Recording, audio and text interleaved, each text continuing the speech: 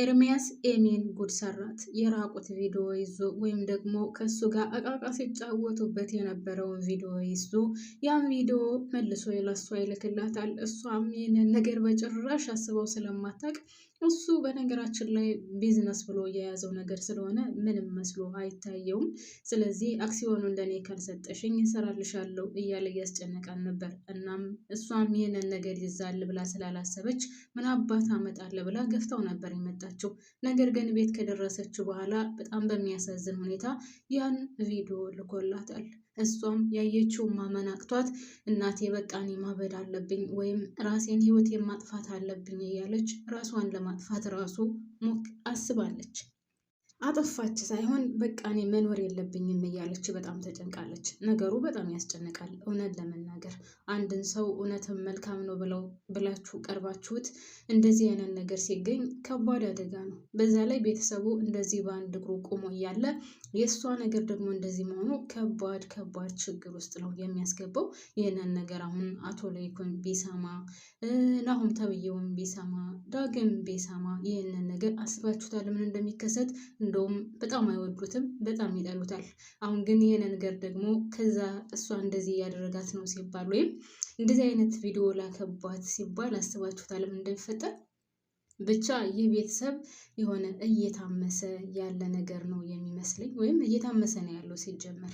ሰላም የኔ ምርጦች እንዴት ናችሁልኝ? ሰላም ናችሁ? በያላችሁበት ሰላማችሁ ብዝዝት ትረፍረፍ ይበልልኝ። ለዚህ ቻናል አዲስ የሆናችሁ ካላችሁ ላይክ እና ሰብስክራይብ እያደረጋችሁ ቤተሰብ ሁኑ። ነባር ቤተሰቦች እስከ ቪዲዮ ፍጻሜ ድረስ አብራችሁኝ ቆዩላለሁኝ። አመሰግናለሁ።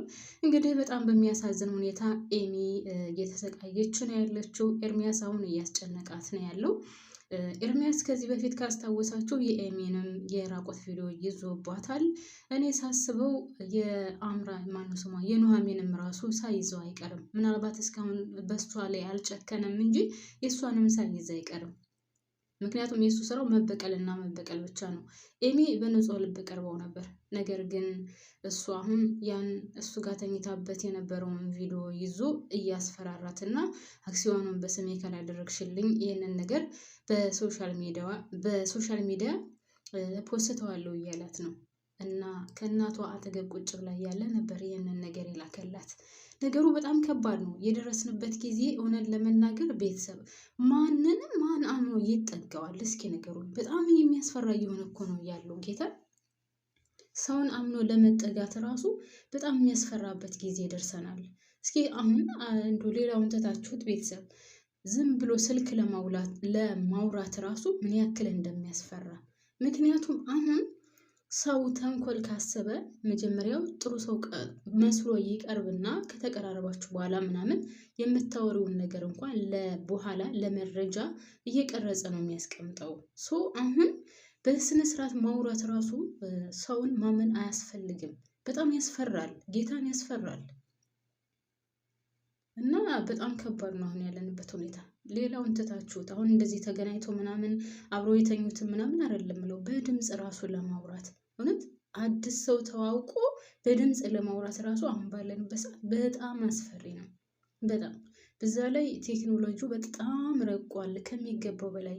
ያኔ በየቤቱ ያለው ካሜራ በጣም የሚያሳዝን ነው። ካሜራ ነው ብላችሁ የማታስቡት ነገር ግን ካሜራ ሆኖ ታገኙታላችሁ። እናንተ ባላሰባችሁት ባላቀዳችሁት መሰረት ከስራ ቦታ ራሱ አሁን እኔ እግዚአብሔር ይመስገን እንኳን ካሜራ ምንም ነገር የለም፣ መውጫው በር ላይ ብቻ ነው ያለው እኔ ከምሰራበት ቤት።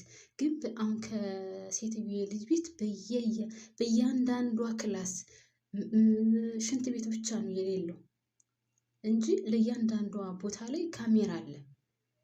በጣም ከባድ ነው እውነት አሁን ያለንበት ጊዜ እና ምንም ነገር መሳሳት አትችሉም። በዛ ላይ ደግሞ ጥቃቅን ናቸው ካሜራዎቹ፣ በጣም የሚያስፈሩ ካሜራ ነው ብላችሁ የማታስቡት። እና እንደዚህ ባለበት ሰዓት ማን አምኖት ይጠገዋል? ጌታ እውነት ትክክለኛ እውነተኛ ሰው እንኳን ቢሆን ለማመን በጣም ይከብዳልና እንግዲህ ኤርሚያስ ይሄንን ነገር እየተጠቀመ ነው ያለው። መጀመሪያ በአምራን ተጠቀመ። አሁን ደግሞ ኤሚን እንግዲህ ይህንን ነገር ይዞ እያስጨነቃት ነው ያለው።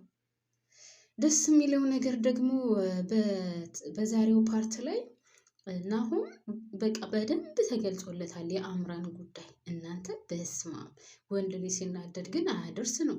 ያን ያክል የወደዳትን ያክል በዛ ደረጃ የወደዳትን ያክል በዛ ደረጃ ቤተሰቦቹን ትቶ የተከራከረላትን ያክል ጫማዋ ሳይቀር ነው የቀማት። እናንተ አታደርስ አትሉ? ጫማዋ ሳይቀር በባዶ እግሯ እንድትሄድ ነው ያደረጋት። ከዛስ የባንክ አካውንቷን አስቆመው። ጌታን በጣም በጣም የተመቸኝ ነው። እውነታውን ስላወቀ ስለተረዳ ተረድቶ ደግሞ እውነትም ማድረግ ያለበትን ስላደረገ በጣም ነው ደስ ያለኝ። መኪናዋን ሁሉ ነው ቅምጥምጥ ያደረጋት። በአንዴ ነው ስቶፕ ያለችው። ታውቃላችሁ ቤተሰብ። በዛ ላይ ደግሞ ወይዘሮ ዝናሽ እንደዛ እየተደገሰችበት የነበረውን ነገር ውሃ ደፍታበታለች። ገባችኋ? የፈለግሽውን ነገር አድርጊ ብለታለች። እኔም እስር ቤት መግባት እፈልጋለሁ፣ ለይኩንም ቢሆን እስር ቤት መግባት ነው የሚፈልገው። ስለዚህ አንቺ ከጨዋታ ውጭ ሆነሻል፣ አብቅቶልሻል ብላታለች። እውነትም አብቅቶላታል። ሌላው እንግዲህ ናሆም ልጅ እንዳልሆነ ነግረዋለች። አውቋል። የወይዘሮ ዝናሽ እና የአቶ ለይኩን ልጅ እንዳልሆነ አውቋል። ግን ናሆም የአቶ ለይኩን ልጅ ነው። እኔ እርግጠኛ ሆኜ የምነግራችሁ የአቶ ለይኩን ልጁ ነው። ከሌላ የወለደው ልጁ ነው እንጂ ልጁ ባይሆን ኑሮ አቶ ለይኩን በዚህ ደረጃ የሱን ማለት የሱን ፋንታ እንዳጠቃላይ አድርጎ ለሱ አይሰጠውም ነበረ። ግን እርግጠኛ ነኝ ልጁ ነው።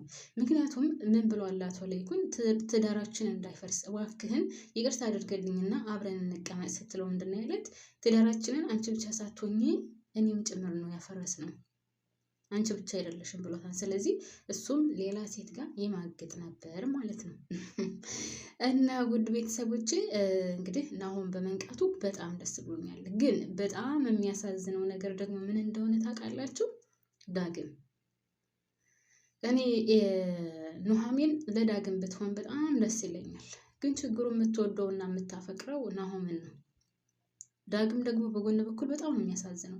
እንደዛ እየተጨነቀ እሷን ማጣት ስለማይፈልግ እስኪ ከናሆም ጋር አብራ ተኝታለች ወይስ አልተኛችም እያለ 30 ጊዜ እየሄደ ያየ ምናምን እና በጣም እየተጨነቀ ነው። ደግሞ ኑሐሚን ስታስጠላ ትንሽዬ እንኳን ጥሩ ፊት አትሰጠውም። በጣም ነው እያመነጫጨቀችው ያለችው እና ዳግም በጣም ነው የሚያሳዝነው። አንደኛ ደረጃ አባቱ ምን ላይ ነው፣ የት ነው፣ ምን ውስጥ ነው፣ ምን እየተካሄደ ነው የሚለውን ነገር በጭራሽ አያውቅም።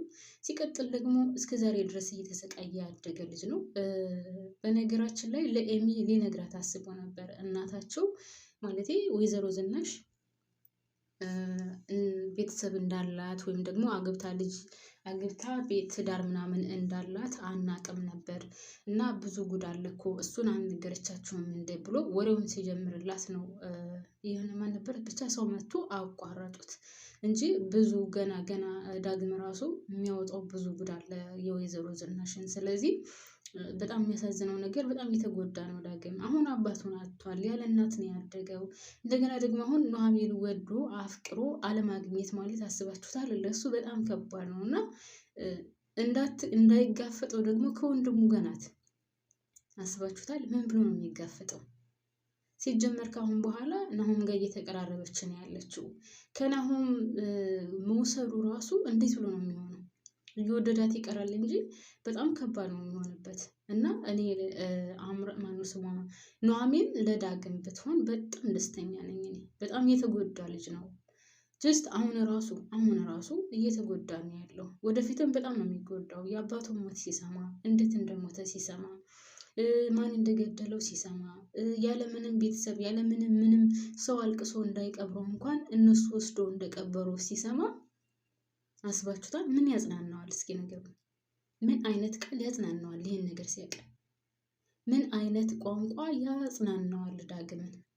እና በዚህ ሰዓት አሁን ኑሐሚን ለሱ ሆና ቢሆን ኑሮ የእሱ ጓደኛ ወይም ገርል ፍሬንድ ብትሆን ኑሮ እሷ ካጠገቡ ብትሆን ምናልባት ሊጽናና ይችላል። ነገር ግን እሷም የለችም።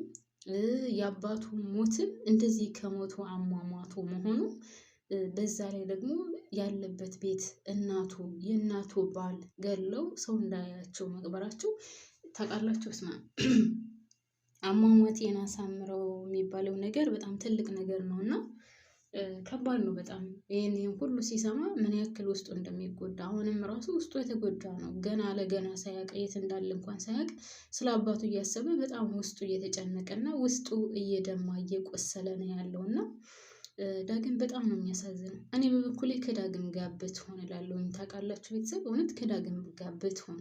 ናሆምም ያሳዝናል። ናሆም አሁን ያለበት ሁኔታ እውነት ለመናገር በጣም የሚያሳዝን ነው። ለስንት ዓመት ሙሉ እናቴ አባቴ እያለ ኑሮ አሁን ቤተሰባችሁ ልጅ አይደለህም ሲባል ትልቅዬ ስብራት ነው የሚሆነው። ማነው እናቴ?